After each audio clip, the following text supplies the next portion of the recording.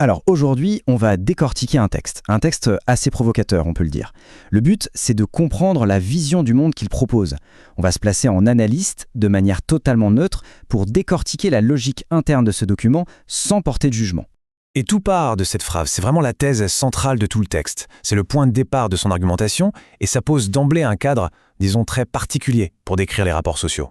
Allez, on plonge directement dans le vif du sujet avec le premier grand concept de cette vision du monde, l'archétype féminin principal que l'auteur appelle Salomé. Alors, ce qu'il faut bien comprendre, c'est que pour l'auteur, Salomé, ce n'est pas juste une personne. Non, c'est une figure symbolique. Elle représenterait le comportement féminin moderne. En gros, elle incarne une rupture totale avec les valeurs traditionnelles pour privilégier la quête du plaisir immédiat. C'est vraiment un concept clé pour saisir tout le reste. Et juste à côté de Salomé, l'auteur place une autre figure qui lui est liée, la jeune fille. Son rôle, selon le texte, serait de servir de distraction. Une sorte d'écran de fumée pour détourner l'attention des vrais problèmes de société.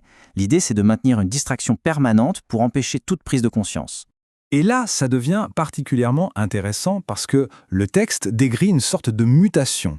On passerait d'une libido qu'il appelle type F, narcissique, qui cherche avant tout la protection, un mur d'enceinte, à une libido type H, dite objectale. Et celle-ci, elle consomme ses partenaires, ce qui mène à ce que le texte appelle un marécage relationnel.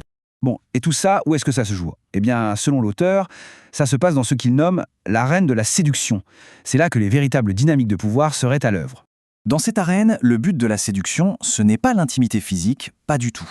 Selon cette source, c'est la confirmation d'un pouvoir psychologique sur l'autre. L'enjeu, ce serait d'obtenir une validation narcissique. Et cette validation passerait par la capacité à briser l'autre émotionnellement.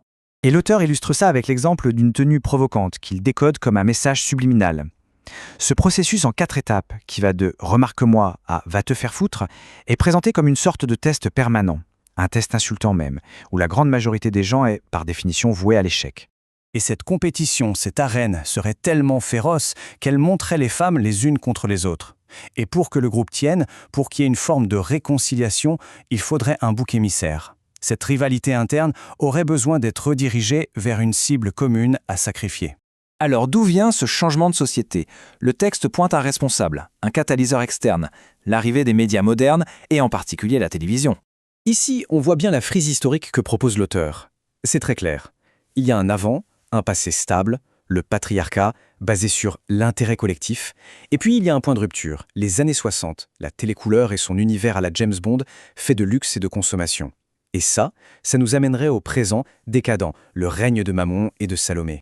Donc, dans cette vision des choses, les médias ne font pas que refléter la culture ambiante. Non, ils seraient bien plus actifs que ça. Ils imposeraient une injonction cathodique de plaire qui pousserait à une quête de validation effrénée au point de jeter par-dessus bord toutes les anciennes règles morales. Maintenant, quelle est la force idéologique qui, selon l'auteur, orchestre tout ça? Le texte est très clair là-dessus, c'est le féminisme. Et pour décrire le féminisme, l'auteur emploie une métaphore pour le moins crue et provocatrice. Il le dépeint comme une mère maquerelle, une entité qui contrôlerait et exploiterait, loin de l'image d'un mouvement libérateur. Et voilà comment le texte détaille le rôle du féminisme. Il ne serait pas l'ami des femmes, mais leur dealer. Il exploiterait leurs penchants pour les hystériser, il les pousserait à trouver un ennemi commun pour calmer leur propre rivalité. Et au final, il envenimerait les relations entre les sexes.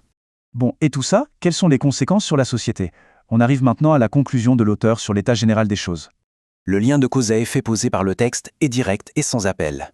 La libération sexuelle conduirait tout droit à une violence sociale généralisée, une véritable guerre de tous contre tous. Et dans cette guerre, dans ce chaos, il ne resterait plus qu'une seule, unique mesure de la valeur d'une personne. Toutes les autres auraient été balayées. Et ce standard unique et impitoyable, c'est ce que le texte nomme la valeur mondaine, la réussite matérielle, le statut, l'apparence, bref, ce qui se voit. Et cette citation, elle vient boucler la boucle.